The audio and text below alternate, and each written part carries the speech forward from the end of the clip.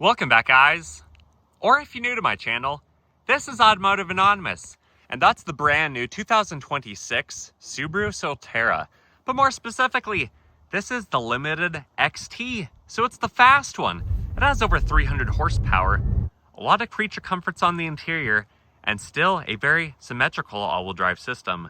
It's even in one of the new paint colors named Cosmic White Pearl, which looks absolutely fantastic in person. More so, this might be the only Subaru with paint color matched fenders, so we have a lot to talk about. Today I'm going to share the good, the bad, and the ugly about the redesigned Subaru Solterra or its twin, the Toyota BZ, to help you guys at home decide if this might be the right EV for you, or if you should leave it at the lawn and look at the competition. So today, you can expect to see a walk around, all the specs, initial driving impressions, 0 to 60 on GPS, and then my final thoughts. And huge thanks to Twin Falls Subaru in Southern Idaho for letting me borrow this one for the day. I'll link them below if you're interested because they sell below MSRP. They'll ship anywhere in the country. And with that said, let's dive right into this review. And thank you so much for watching car videos like this one on YouTube today. But if you get anything out of this video, you like the all-new refresh Solterra, or you appreciate the effort it took to make the video, please consider liking, commenting, and subscribing. Additionally, I am using a new microphone today, so please comment below and let me know how the audio quality is on your device. Thank you so much. But if you're new to Subaru, or the Solterra, there's a few interesting things that you should probably know. Subaru is a Japanese automaker. They started their motor division in the 1950s. And since then, they have grown to be one of the most reputable automakers globally. They're known for building safe, affordable, and reliable vehicles. But you know who else also meets that description? Toyota. Toyota actually owns a 20% stake in Subaru, and this is a joint effort. The Solterra, or the BZ4X, now known as the BZ, started for the 2023 model year. And although they really haven't sold very well, usually around 20 to 30,000 units combined in the United States, they did have a lot of problems when these were first coming out. Most notably, the Toyota, the BZ4X, was known for having its wheels fall off. That was a major recall. But since then, in the last few years, especially with this major refresh, the Solterra and the BZ have really come a long way. This is now one of the most competitive EVs, especially when you see what it has to offer being a Subaru variation, a Subaru variety of EV flavor. There's quite a bit to talk about. But first of all, the price. These start at about $38,500. That's for the lower horsepower output trim levels. But this is the limited XT. It's the cheapest fast one you can buy. MSRP is about $45,000 after destination, delivery, and the very few options that this has. So for about $45,000, what do you get in this paint-matched fender Subaru Solterra? You get a vehicle that is not only a 5-star crash test rating, but it's even been awarded the top safety pick plus rating by the IHS. And because this is an EV or an electric vehicle, I'm not surprised. It doesn't have a gas tank. It doesn't have an engine. So imagine, this has a couple extra feet of total crumple zone between the front and the rear to help slow down the impact of accidents, to help protect you and your family, and that's pretty cool. But because this is a TSP Plus rating, even the $38,500 base model comes with a lot of the same standard active and passive safety features, like really bright LED headlights, a bunch of parking sensors, lane keep assist, adaptive cruise. And I have to say, after driving a lot of 2026 Subarus, between the Foresters, the Outbacks, the Crosstreks, the Ascent, I think this does safety features the best. The driver mitigation system is not overwhelming like it is on a lot of those other brand new 2026 model year vehicles. But beyond all that, again, you get paint match fenders, which look, I'm not going to say they look good, but they look better than the last few years of the Solterra. You also have a really nice interior, heated leather wrap steering wheel, heated front seats, heated outboard seats, a power liftgate, 20-inch wheels, a key card to access your vehicle, roof rails, and a lot of other features you'll just have to wait to see throughout this video. But because this is a compact crossover, it's really easy to park. In the average size parking space, it fits just fine. I imagine it would fit in your garage decently as well, but then it's heavy enough and big enough to be stable at highway and interstate speeds. Overall, this vehicle is about 15.3 feet long, but the wheelbase is 9.3, so roughly the same overall length as the Forester, but a half foot longer wheelbase, which is pretty good. And then 6.1 feet of width, 5.4 feet of height. Because the battery pack, the electric motors, does weigh almost 1,000 pounds more than the Forester, up to about 4,500 pounds. And then it doesn't appear that they're rated to tow, but some online sources say with the right hitch you could tow up to 3,500 pounds. Just don't quote me on that. And then you have a payload capacity of 1,045, which is 145 more than most other Subarus. And then it still has over 8 inches of ground clearance, 8.3 to be exact, a 13.8 final axle ratio, and it can do a full circle in 36.7 feet. The charge port for the Solterra is located on the passenger side front fender. This thing can charge from 10 to 80% in as little as 30 minutes. It does have about a 67 kilowatt hour battery pack for the main power to propel the vehicle, but overall total batteries on this vehicle, it sounds like that's about 74.7 kilowatt hours. So this thing really is packing a pretty big battery pack, and I imagine that's at least a quarter of the overall vehicle weight. And if you have the lower trim levels, you get about 228 horsepower, which is already up from last year. You have 117 horse in the rear, 117 in the front, but they can't peak out at exactly the same time. Just like this being the Limited XT, you still have the same rear 117 horsepower, but now you have well over 200 in the front. So the peak power output of this one is 338. Let me tell you guys, you can feel it when you're on the road. Otherwise, the wheel, it's a 235 50 20. It's an all-season Geolander. It has your typical 8 to 9 30 seconds of tread, and then you have proximity key features, so you can leave the key in your pocket to lock and unlock the vehicle.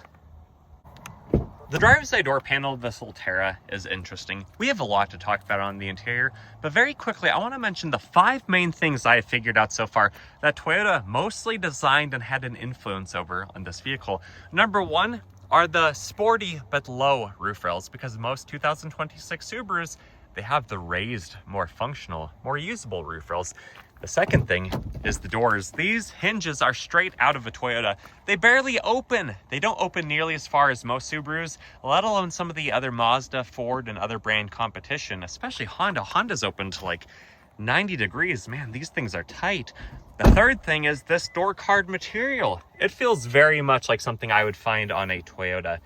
The fourth thing is the infotainment screen, which you'll see in just a minute. And the fifth thing probably has to be the electronics, the battery pack, the motors, and all of that. But otherwise, the door panel of this, it actually is pretty nice. The materials are pretty nice, soft touch. There's not too many different textures, colors, and designs, so maybe Toyota had more influence over this than just the door card. Harman Kardon speakers, that is a Subaru branded speaker typically. You have maybe Toyota visibility. The windows are not as big as the Forester. But overall, you know, this also actually looks like a rubber floor mat, so okay, maybe Toyota had more influence than I'm thinking. But rubberized pedals, knee airbag, hood release, a few options, lighting stock.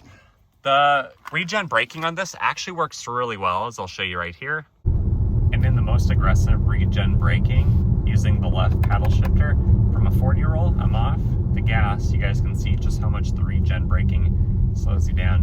And now it's time to get back on the gas pedal. Ooh, right back up to speed.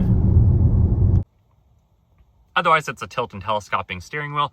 It is heated, leather wrapped, and then this is the seat. It's powered, it has memory options. It's very comfortable, but this Limited XT does not have a sunroof. And then sitting inside here, the belt line of the vehicle, okay, maybe that is a little bit more Toyota. It is a little bit higher up. The windows, the glass, it is a little bit smaller than typically what Subaru would offer. Also, this doesn't actually feel like carpet like it looks like on camera. This feels like a recycled material, but it probably helps with the acoustics. Also, the tacked-on screen right there to the steering wheel, to all the dashboard in between. It's kind of interesting. I don't think it's weird, like bad, but it is interesting. You have the driver mitigation system. Big Toyota screen right there. I like the colors in that. That's pretty cool. Everything is pretty responsive. Seems to work fairly well. You have some wireless chargers, which in vehicles, they usually don't work that well. You also have extra storage down there. You have a scrolly dial right here, but you have to push it in to turn it to get to your gear select. It's kind of cool. 360-degree camera, drive modes, traction mode. This does have X mode, which is pretty nice. Couple cup holders, opening button for the center console, which it's actually fairly spacious. You can also see heated seats, plugins back there. Otherwise, these are your options up here.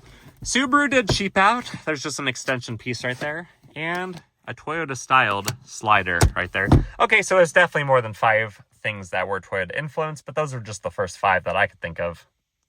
Back here, there is a little bit of a cool line in the door, as well as that horizontal line. Kind of interesting. They start to kind of intersect just behind the handle, but the door panels, they really don't open that large. Like a lot of Subarus, the seats are somewhat thinner than they could be, so you have almost a flat laying seat, lots of floor room by the footwell, and when you lift them up, just like the Toyotas, they actually recline. So back here, at 5'11", quite a bit of room in front of my knees. Map pocket, vents, plug-ins, heat, all the things I just showed you. Armrest. It's actually pretty nice. You have a pencil tray or a phone holder. Windows, not huge. LED light on the roof. Overall, this is a pretty nice place to be. And the back of the seat sure looks interesting, but the materials, the star text, feels pretty nice. The back of the Solterra is interesting. You still do not have a rear wiper blade. The glass is very angled. You have kind of an interrupted spoiler. Again, the lowered roof rails, shark fin antenna, and another little spoiler just above the Subaru lettering. Looks pretty good though. I really like this paint color. You of course have all the parking sensors, no exhaust, no hitch or anything like that either. And there's a few different ways that you can open the power liftgate. But back here, you have about 24 cubic feet of room, which I believe is a few cubic feet less than last year, probably because of the bigger motors, the bigger battery pack, and all of that. When you drop the seats, you have about 64 cubic feet, and then there's not a lot to talk about back here. You could have a privacy shade. You have the Harman Kardon subwoofer. Looks like you have a little bit of a bag clip right here, which is nice. And then you have just a tiny bit of extra storage underneath the cargo floor and a fix-a-flat type of kit. But it's kind of funny. It has the foam inserts for tools like a scissor jack or like a lug nut wrench. But I don't see those on this vehicle. Otherwise, the hatch, because of the awkward shape of it, it does open up pretty high. So keep that in mind if you open this in your garage or somewhere where you have a low roof above your head. The passenger side sure looks a lot better than it used to. I love that the fenders are now paint matte. That makes such a big difference. Maybe we'll start to see that on other Subaru models. But when you open up the passenger side, door opens, nice materials, power options. Not as many as the driver. You can see there's a blank, but the backpack doesn't seem to mind. He's having a good time. You can access the storage. There's a vent for your legs. I like that. And then I'm pretty sure this still does not have a glove box. So with that said, let's come around to the front. I'll pop the hood and I'll show you what the electronics look like. Under the hood, there's not a lot that we're going to talk about. Unless you understand the innards of EVs, I think we've covered the basic specs that most people care to know. You have the reservoirs on the periphery. Yes, EVs still do have an actual battery, although you can see it does appear to be a little bit smaller from the factory on this electric vehicle configuration. You also have a fuse box down there. And unless there's a lot of air cooling that is needed for this unit, which I'm not so sure of, it just feels like sloppy engineering. It feels like a lot of wasted space. There's not a frunk. And isn't a frunk half the reason why you consider buying an EV? So anyways, let's drop the hood and take this thing for a drive. Initial driving impressions of the Solterra XT, the fastest Subaru that I have ever driven, not ridden in, but driven. Let me show you a little bit of what I mean. We are in power mode, as Subaru likes to call it, and traction is off. A little bit of wheel spin, and we're already up to country speeds. This thing is pretty incredible. I'm actually filming this portion of the video before I film everything else that you've already seen in the video, because this is exciting. For $45,000 or something like that, this might be the best new $45,000 Subaru. That is if you can get past any concerns with the battery, long-term, keeping this for 20 years. Who knows how it's going to turn out? Who knows how the gas power equivalent's going to turn out? This thing is actually pretty impressive. It's heavy enough that it feels very much glued to the road, with the rear motor in the back that in the lower trim levels is equally as powerful as the front. I imagine it feels very planted, because even this with a more powerful front motor, it still feels really good. Side mirrors are big. Rear view mirror, you can see right down the center, because this is only about 15 feet long. Lots of storage capacity, lots of interesting quirks to this vehicle. Driver mitigation system, it's not as obnoxious as all the other 2026 model year Subarus. So that's a big win for the Solterra. Heck, there's even a Solterra at this house, which I'm passing, but I won't show you that on camera. To get up to speed again, it does start to slow down after about 60 miles an hour. But up until 60, this is a very quick vehicle. The front of the vehicle feels like it's lifting up. It's fun. The speakers actually sound really good. The Harman Kardon in here without having a glass roof. Maybe the acoustics are a little bit better. Having some of the cloth down the A-pillars is also nice. And just overall, this is a pretty interesting vehicle. And I think the cows would agree. But you should probably test drive one of these if you're in the market for this, or any other EVs or Subaru, or whatever you're considering. Comment all that below. But honestly, this is the funnest Solterra that I've ever driven, and I usually only drive 1 or 2 of these a year. But this is the first time that I would actually personally consider one, just depending on what your driving needs are. Anyways, let's get to the private road. We'll do a 0 to 60, and I'll prove to you that this is the fastest Subaru that I think I have ever filmed for you guys. 0 to 60 in the brand new 2026 Subaru Solterra XT with well over 300 horsepower. We're in power mode, traction is off, density altitude is about 4,000 feet, and for once, density altitude should not matter because this is not internal combustion. I'm sorry about the display, you probably can't really read the numbers on the screen, but in a few seconds, I'll tell you how fast it was, 0 to 60. A little bit of wheel spin. Yep. That's the fastest 0 to 60 in a Subaru that I've ever driven. And true time came in at 4.78 seconds. Not too shabby. My final thoughts of the brand new, or the refreshed, 2026 Subaru Solterra is honestly, the price doesn't seem like it's really gone up. But Subaru has done all the right updates. Paint match fenders, 100 more horsepower, more range, just as safe or safer than ever, and very good safety features. This is actually a fun driving experience. It's not obnoxiously heavy on the road. It probably will go through tires faster because of the extra torque and because of the extra weight, but it's very manageable. It feels very fun to drive, and I've had a heck of a good time with it today. But what are your thoughts, guys? Would you consider the new Solterra? Are you going to be one of the 30,000 people who probably buy one for this model year? Unless this refresh gains a lot of popularity, I'd love to hear your thoughts and opinions. So like this video, comment, subscribe, do all the things, and let me know down below what your thoughts are. See ya.